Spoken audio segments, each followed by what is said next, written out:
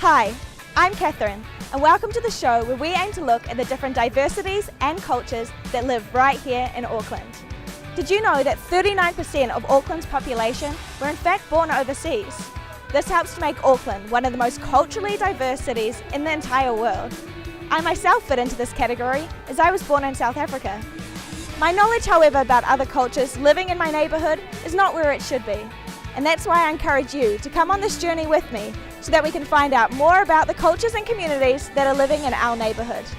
What better place to start than here at the Tamaki Herenga Waka Festival? Yeah, that took a bit of practice getting that one right. But come with me as we learn more about our native language and culture.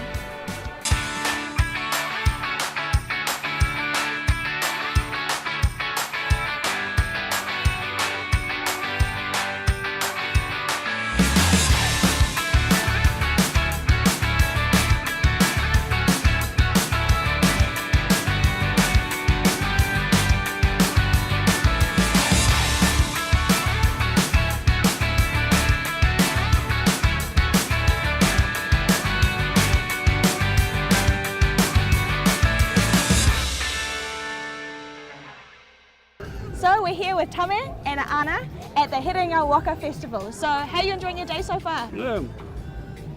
See that? I'm here to eat, cook with the soul, and I come here to celebrate the even relations living here in Tamaki. And you, Anna? So I'm here enjoying the day with all our Pacific nations and here to also promote our Maori artists who are here showing off their showcases of different arts and fibres that they've used to make great clothing or kakahu. And being here has just been a great experience. Also meeting you and your team, and I look forward to many of these festivals that promote our Indigenous cultures and what we have to offer is to the world in regards to our creative arts and our culture. The food's amazing, the people and the crowd is awesome, and I'm so privileged to be here and be a part of it all. Yeah. Have you been here? Finally, I'm here with my grandchildren, my mokopu. Yeah. So we come out here together. I hardly see them. So, so we thought, let's go down there and eye contact, have a look. Yeah. Sure.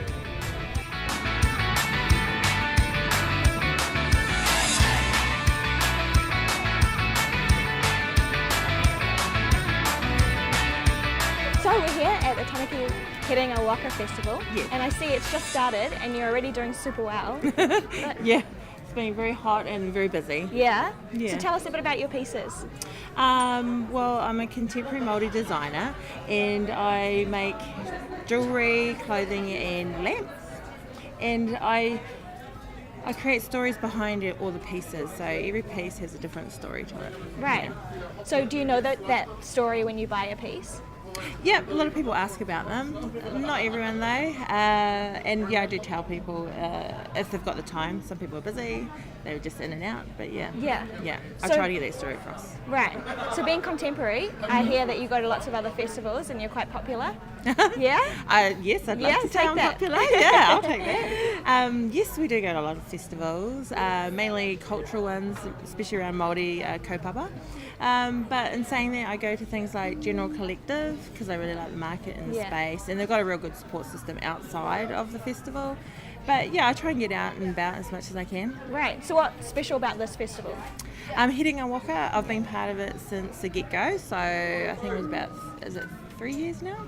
Yeah, so I was part of that, and I really like the kaupapa. I love the fact that it's on the water and we're in the viaduct. I also like the fact that it's not just run by the City Council, it's a collaborative with all the other iwi from Auckland.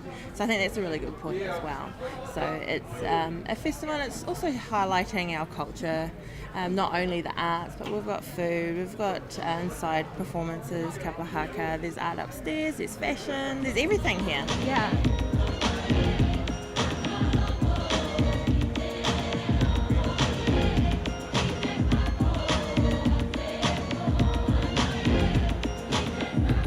So I'm here with the creators of the Pipi Ma doll. So can you tell me a bit about your doll?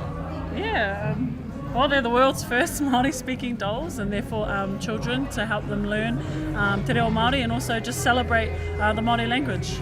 And our children need references in their everyday life to tell them that their language is relevant and affirmations of their culture in everyday life. So that's why Pipi Mā are important.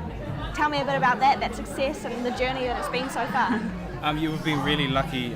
So we just turned 1 a couple of months ago, and the year has been crazy. We've been honoured to win a few awards along the way, and we're still alive, and the business is still alive, so we're happy about that. Yeah. We're still playing the game, so it's good, and it's good to see the language being recognised across the board. Not only do Māori families love the product, but even non-Māori family love the product too, and you can see it all over the place, and when the kids see the dolls, they just fall in love straight away. It's crazy sometimes. Yeah, so show us one of your dolls. You've got one in your hand. So this is Pipi, and she has 2 poi in her hand that are most commonly seen on the kapahaka stage or on the performing Māori art stage. And she's a little kapahaka loving girl, and she speaks and sings in te reo Māori. So she sings about her poi and about how she loves to play with her poi. And that's Pipi. Ko pipi tō ingoa, ko ai tō ingoa. E kōrero Māori koe, e kōrero Māori hoki a hai.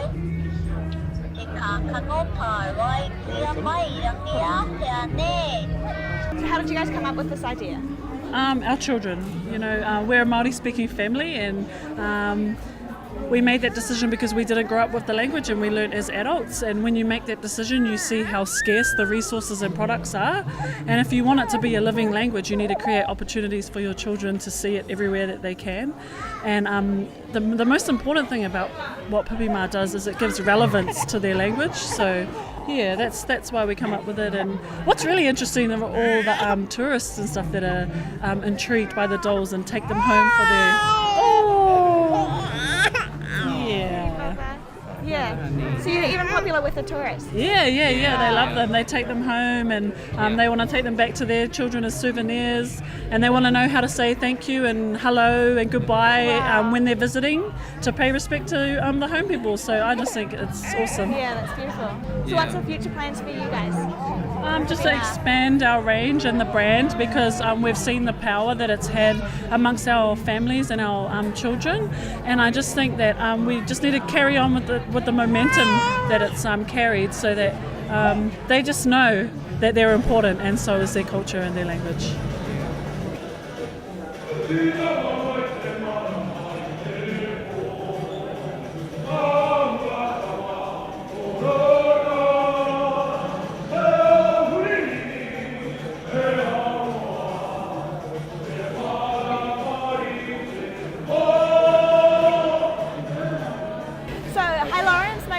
Today, so we're standing in front of one of your wood carvings.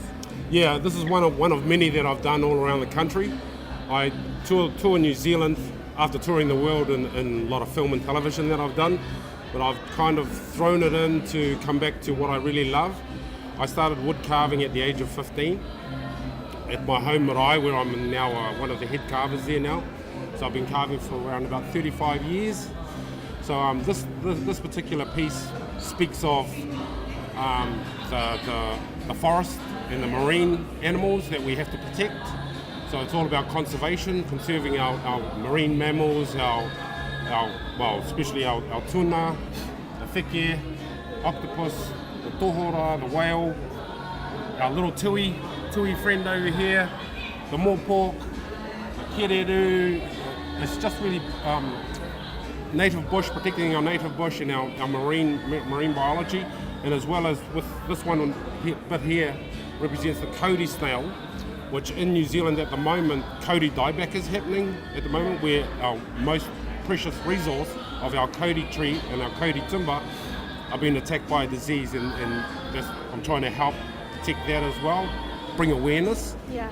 But this piece only took me 7 days, because we only get a limited time to actually start making stuff. And I prefer working on wood, but I'm changing to another medium, which is soft stone, or wambaru stone. But then I also want to delve into making large-scale driftwood sculptures. And I just like to challenge myself. I do, with all the symposiums that we do, there is no particular plan, or we can't pre-draw or pre-plan what we're going to do, because we don't know what the wood's going to look like. This was an old totara stump that had been felled many, many years ago, and it belonged to Ngāti Manuhiri, which is a sculpting symposium we did up in Lee, and this sculpture took the whole competition out.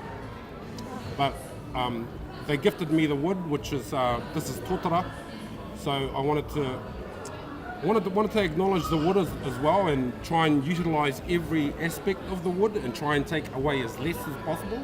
Yeah. And this was just one whole big log, and I just started with doing the octopus, and then everything else fell in around there. So there was no pre-planning, it was just letting the wood actually speak to me, but I just sit there for hours until it does speak to me. And when it does, well, this is the end result pretty much.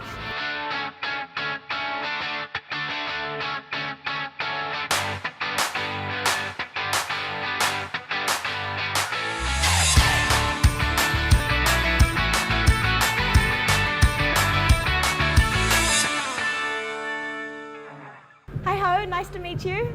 How are you enjoying the festival so far? I'm just really loving it. You know, although it's the first day and it's coming up just after 12, it's been fantastic.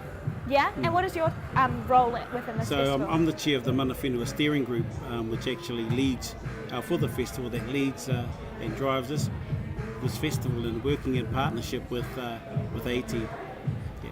And why is this festival so important to you? Well, the importance is about bringing our Māori people together. Our Māori people together right in the heart and the centre of Auckland, and to showcase and show the world, you know, who we are and what we do.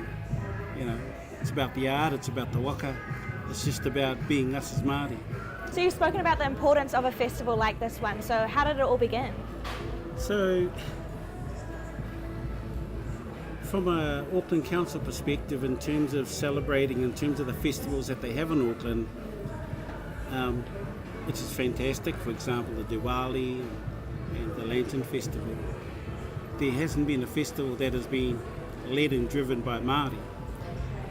And the conversation that we've been having about 12 months beforehand was around that concept, you know, in terms of, but part and parcel in terms of the partnership is transitioning our people to actually lead the festival and really showcase the things we're really good at, as for example making kai, art, you know, a whole range of things. You know, waka has been an important driver. So that was the fundamental around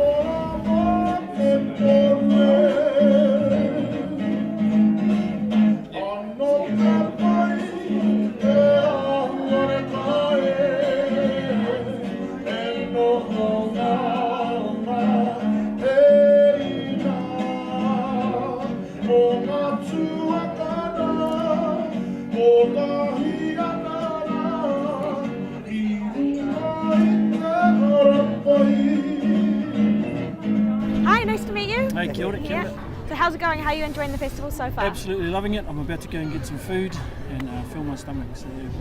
So you've been doing the tamokos here, is that right? So Tamaki, third year in a row, and basically being able to bring our art form to the masses, so that everybody gets to see and it becomes normal to the rest of Auckland and the rest of the world that decide to visit the festival over the weekend. So can you explain a bit about these tattoos and their meanings? So each piece is different.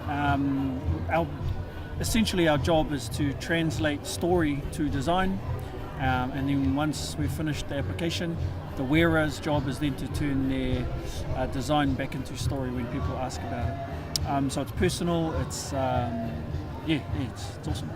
And has anybody got any from you today? Two today, two small pieces, a French couple. So the gentleman wanted something to represent his father's line, and the lady wanted something to represent her travels through the Pacific, and yeah, it's awesome. So that's all right with you? You feel No. okay, so it doesn't have to be, you don't have to have Māori in you to be able to? No, not at all. Okay. Part of us being able to share our culture is being able to give these taonga to others as well, so that they can do the job for us when they go home and travel the rest of the world. Yeah, share the knowledge about your culture, right? That's what it's all about, sharing Yeah. the knowledge and getting a bit more understanding about each other and yeah. So is that why this festival is so important to you, just to share and celebrate that? I think the festival's important for that, also because it's a Herenga Waka festival. There's that the links to Auckland being one of the many ports of for all the historical canoes and boats that used to come here, and just being able to bring that history back to life. However we do it, through music, through song, through dance, through the art forms. So yeah, it's pretty awesome. So you talk about how the tattoos mean different things to different people. Yes. So you've got tattoos yourself, so what are the meaning of them? So my pieces, my left side is for my mother's genealogy, and my brothers and sisters, and my tupuna for my mum's side. My right side is my father's lineage, and the stories between my birth father and my father who raised me, and then my travels through the Pacific. I had a Tahitian tattooist come and live with me for a little while, and he did my Tahitian stuff to talk about my travels through the Pacific, and also how I hope for my children to travel through the Pacific, which is funny because they're sitting in Fiji at the moment. And how do the different symbols and designs, how do they mean that story? Do they? It's a lineage of, every design has a lineage, a whakapapa, and so the design will go back to a meaning, to its origins, and then we link it back to our stories.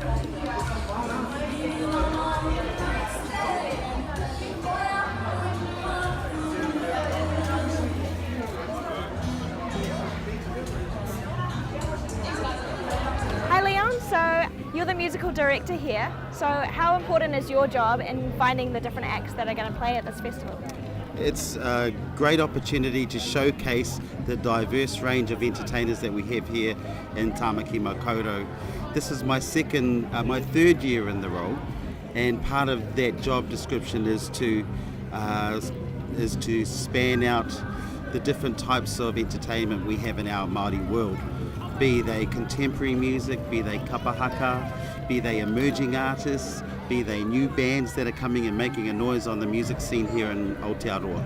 So it's a challenging role, but at the same time it's a rewarding role in the sense that it offers exposure to new artists. And each year we theme the festival, and this year the theme is the Tamaki story. So we are, in my role as a musical director, we want to show that theme across the different performances on stage. Right. So how much planning goes into making a festival like this? Quite a lot. Yeah. So we kick off brainstorming around about 5 months prior to the festival, and then we timeline that and we sit down and we make sure that we are meeting our objectives. We also we have Mana Whenua, who are the Māori authority here in Auckland City, and they feed in as well to the success that we aim for throughout the 3 days. So what makes this festival so special? It's the wairua of the people. I think the location here, if we were to look back in time, these waters and these canals tell a story of being the meeting place of many different tribes of the Māori people. So what makes the success of it is the location, because we also attract the tourists who are visiting Auckland in the summer. I believe we're going to have 2 cruise ships who will be here on Monday, and judging by the last 2 years, many of the tourists got off the boat, saw where we were and headed straight to us. Right. Our numbers were increased last year from the first year by several thousand, and we're aiming to beat that this year.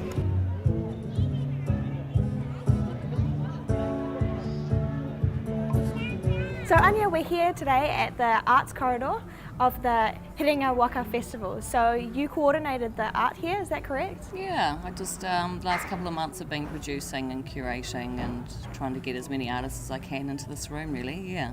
And what's so important about this room? I see there's some contemporary artists and... Can you talk me through it? I think it's more about bringing the traditional and then bringing obviously the future together. And obviously it's all about design. I think Maori design that's what is so beautiful about it. It's all about the designs, it's about the patterns, it's also about the weaving and all the stories. So yeah, it's basically the whakapapa of the room is stories of Tamaki.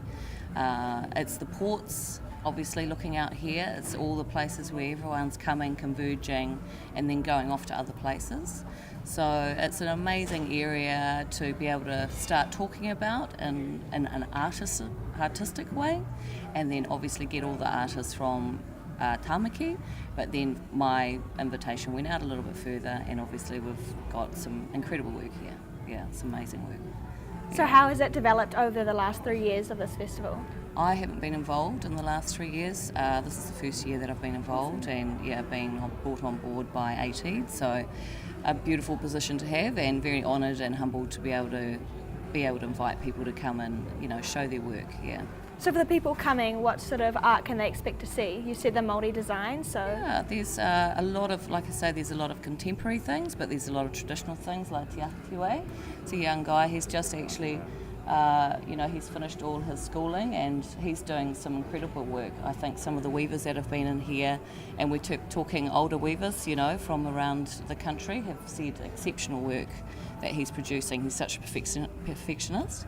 And then we've got another young artist, Te Maranui Hotene, and he's from Taniatua, and he's another young artist doing incredible work. He's just starting out, but if you see his work, it speaks for itself. It's full of energy, it's full of his youth, but it's also full of hope, I think, and that's tēnā taniwha, so it's got the female and the male, and just the energy, I think, as well, that creates a really beautiful setting in here.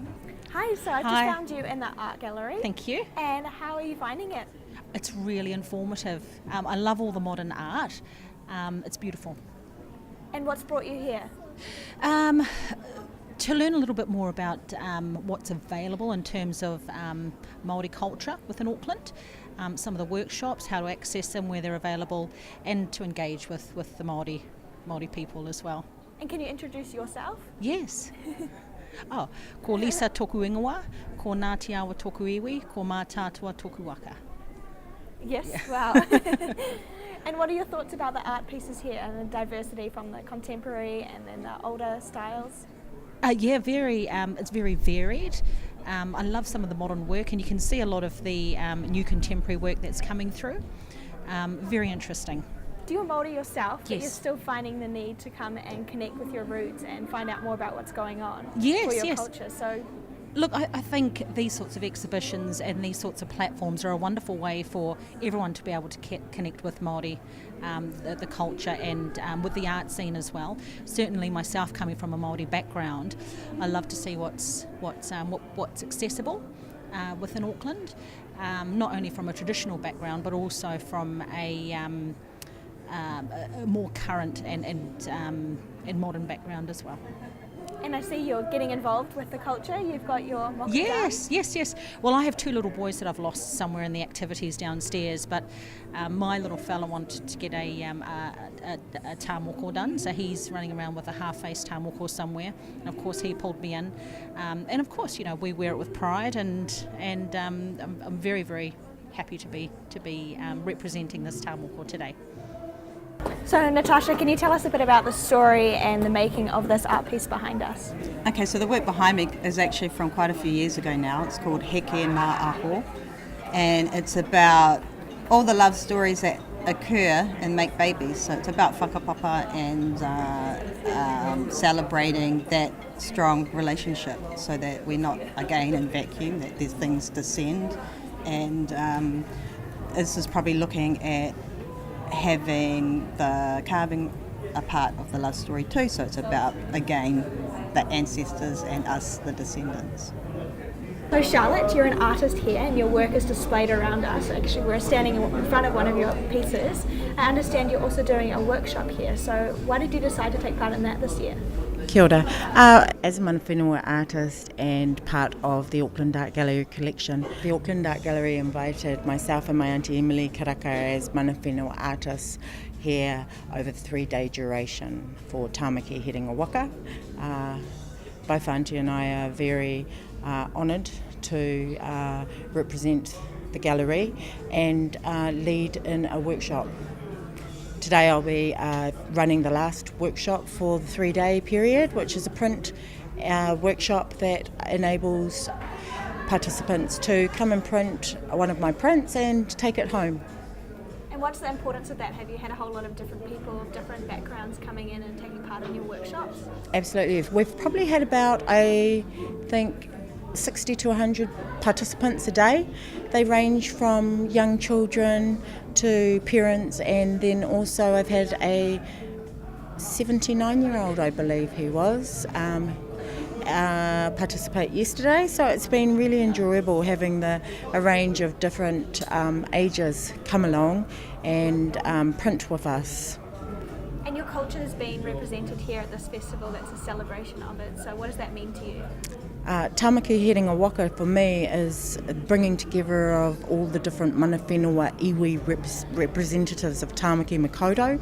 It's great because it allows us to celebrate that fact, and it also allows the wider public to be able to see the beauty of Māoridom.